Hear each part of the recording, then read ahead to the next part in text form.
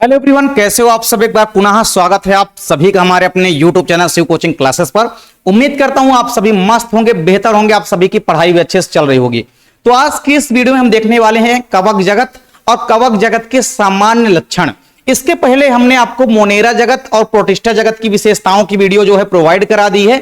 यदि अभी तक आप नहीं देखी है तो आप प्ले लिस्ट में जाकर के देख सकते हैं। आज की इस वीडियो में हम कवक जगत को कवर करने वाले हैं और कवक जगत के सामान्य लक्षण को हम समझने वाले हैं। सबसे पहले अगर हम बात करते हैं कवक जगत की, तो कवक जगत के अंतर्गत ऐसे सभी जीवधारियों को शामिल किया गया है जो कि बहुकोशिकीय होते हैं, मल्टी सेलुलर। ऐसे जीव जिनका बॉडी जो है कई सारी कोशिकाओं से मिलकर के बना होगा उनको हम बोलेंगे मल्टी सेलुलर जीव। ठीक है, तो आपको याद रखना है कि कवक जो होते हैं ये मल्टी सेलुलर होते हैं, यानी कि बहुकोशिकीय होते हैं। इसके अलावा सभी के सभी जो कवक होते हैं ये यूकैरियोटिक होते हैं।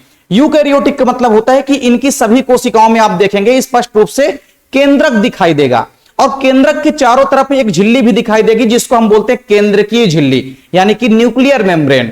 ठीक है, तो यूकैरियोटिक कोशिका की खास बात क्या है कि इनमें केंद्रक पाया जाएगा स्पष्ट रूप से और केंद्रक के चारों तरफ केंद्रकीय झिल्ली भी पाई जाती है। ठीक, तो आपको यह पता चल गया कि कवक जगत के अंदर सभी के सभी यूकैरियोटिक जीवों को शामिल किया गया है।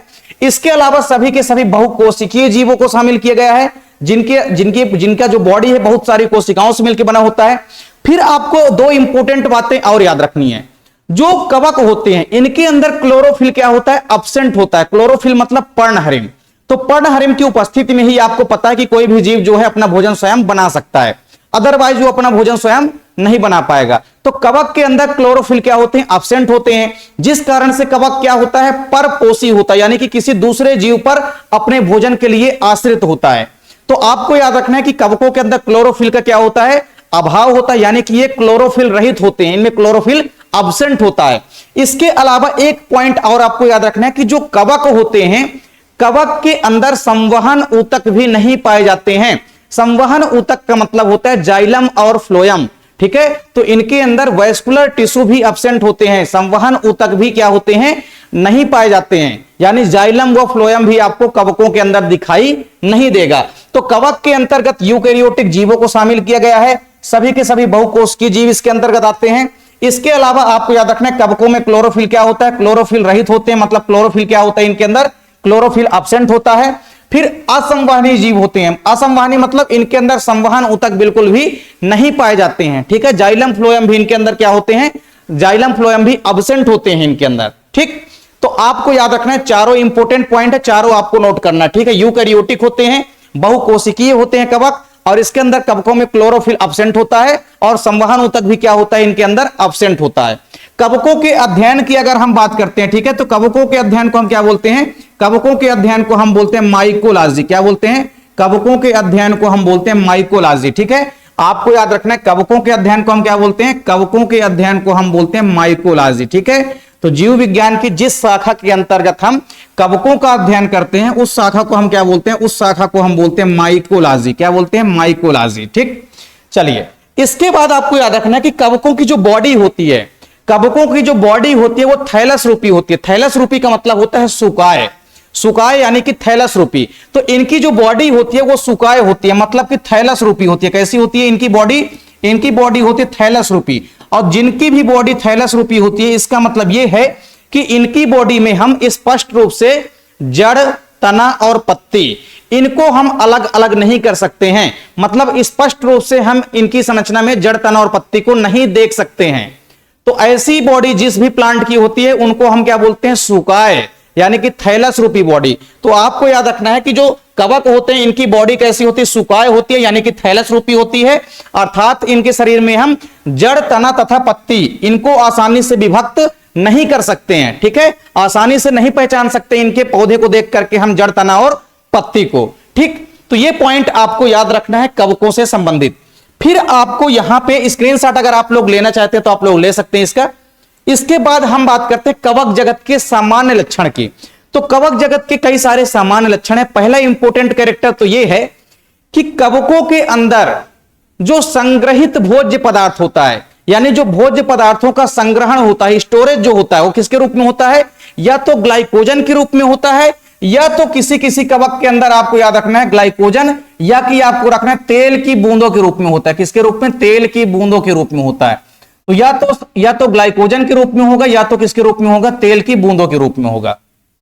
तो पहली विशेषता तो यही है कि कवकों के अंदर जो भोज्य पदार्थों का संग्रहण होता है वो किसके रूप में होता है, या तो ग्लाइकोजन के रूप में होता है या कि तेल की बूंदों के रूप में होता है। मेनली जो है आपको याद रखना है मुख्य रूप से ग्लाइकोजन के अंदर ही होता है, ग्लाइकोजन के रूप में ही होता है। ठीक, दूसरी इंपॉर्टेंट विशेषता क्या है, हमने आपको पहले ही बताया कि कवकों के अंदर क्लोरोफिल क्या होते हैं, अब्सेंट होते हैं। क्या होते हैं, कवकों के अंदर क्लोरोफिल क्या होते हैं, अब्सेंट होते हैं, जिस कारण से कवक अपने भोजन के लिए किसी दूसरे पर आश्रित होता है।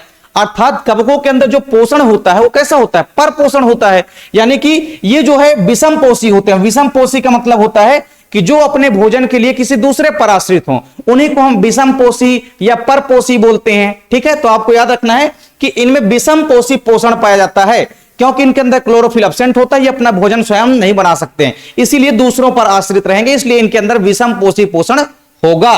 तीसरी इंपॉर्टेंट विशेषता यह है कि इनकी कोशिकाओं में लवकों का अभाव होता है। लवक मतलब होता है पिगमेंट यानी कि वर्णक, तो इनके अंदर लवकों का क्या होगा, लवक जो है अब्सेंट होंगे, यानी वर्णक या पिगमेंट जो है अब्सेंट होते हैं। ये पॉइंट भी आपको नोट कर लेना है। फिर इसके बाद अगली इंपॉर्टेंट कैरेक्टर क्या है कि इनकी कोशिका जो भित्ति होती है, इनकी जो सेल वॉल होती है, सेल वॉल बनी होती है इसकी किनकी, काइटिन की बनी होती है। जितने भी कवक हैं, कवकों की जो सेल वॉल बनी होती है वो बनी होती है काइटिन की। और काइटिन क्या है, तो आपको याद रखना है एक पॉलीसेकेराइड होता है, यानी कि एक कार्बोहाइड्रेट का प्रकार होता है। तो काइटिन की अगर हम बात करते हैं, ठीक है, तो इनकी सेल वॉल काइटिन की बनी होती है। यानी सेल वॉल क्या होती है, सेल के चारों तरफ एक बाउंड्री होती है, एक लेयर होती है जो कि सेल को एक निश्चित आकार प्रदान करती है, उसी को हम बोलते हैं सेल वॉल। ठीक है, तो सेल वॉल जो होती है इनकी काइटिन की बनी होती है। अगला इंपॉर्टेंट विशेषता क्या है इनकी कि कवकों में संवहन तंत्र का अभाव होता है। संवहन तंत्र मतलब इनके अंदर वैस्कुलर टिश्यू, जाइलम व फ्लोएम किसी भी प्रकार से इनके अंदर नहीं पाए जाते हैं। तो इनके अंदर जाइलम व फ्लोएम भी क्या होते हैं, एब्सेंट होते हैं। फिर अगली विशेषता आपको याद रखना है, अगली विशेषता आपको याद रखना है कि इनमें जो प्रजनन होता है वो लैंगिक प्रजनन भी होता है और अलैंगिक प्रजनन भी। मतलब इनमें दोनों प्रकार से प्रजनन हो सकता है, लैंगिक प्रजनन भी और अलैंगिक, सेक्सुअल व असेक्सुअल दोनों प्रकार के रिप्रोडक्शन जो है इनके अंदर होते हैं। अब आपको एक दो एग्जाम्पल याद रखना है, ठीक है, कवकों के आपको कई सारे एग्जाम्पल लिख लेंगे आप लोग। ठीक है, जैसे सबसे बड़ी एग्जाम्पल कवक का क्या है, म्यूकर। म्यूकर आपको याद रखना, म्यूकर जो है क्या है, एक कवक है। म्यूकर जो है सबसे बड़ी एग्जाम्पल है कवक का।